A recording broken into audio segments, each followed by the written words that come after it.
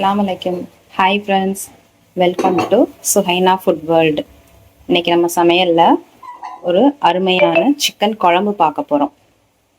இந்த குழம்புக்கு தேவையான ஆயில் வேணுன்ற அளவு ஊற்றிக்கோங்க.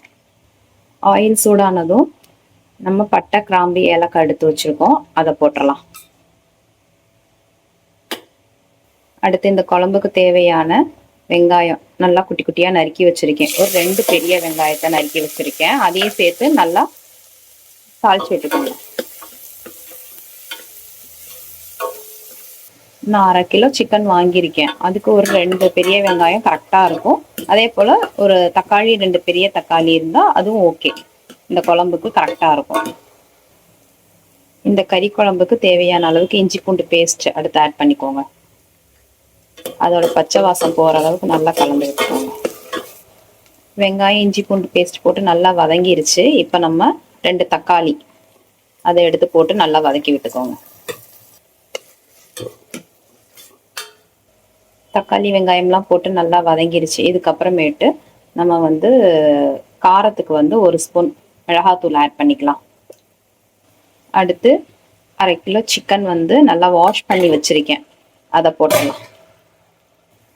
இந்த குழம்புக்கு தேவையான அளவுக்கு உப்பு சேர்த்துக்கோங்க. அடுத்து இந்த குழம்புக்கு தேவையான குழம்புத்தூள் போட்டுக்கலாம், கறி மசாலா தூள். அதை போட்டு நல்லா கலந்து விட்டுக்கோங்க.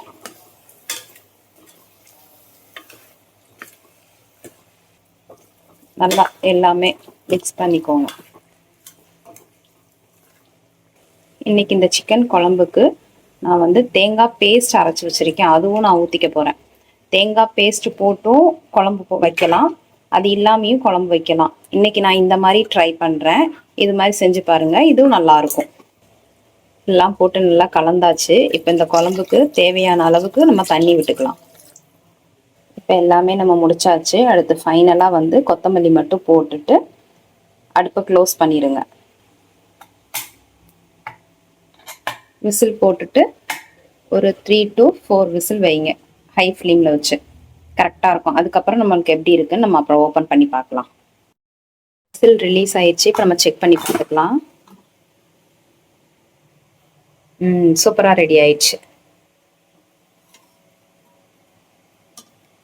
இந்த ஸ்டேஜில் நீங்கள் கறி செக் பண்ணி பாருங்கள். வெந்துருச்சு அப்படின்னா விட்டுருங்க, இல்லை அப்படின்னா இன்னும் 2 விசிலுக்கு வச்சுக்கோங்க. எனக்கு இது போதும், கரெக்டாக இருக்குது. இதே மாதிரி நீங்களும் சிக்கன் குழம்பு செஞ்சு பாருங்கள். என்னோட சேனலை ஃபஸ்ட் டைம் பார்த்தீங்கன்னா சப்ஸ்கிரைப் பண்ணுங்கள், ஷேர் பண்ணுங்கள், லைக் பண்ணுங்கள். தேங்க்யூ.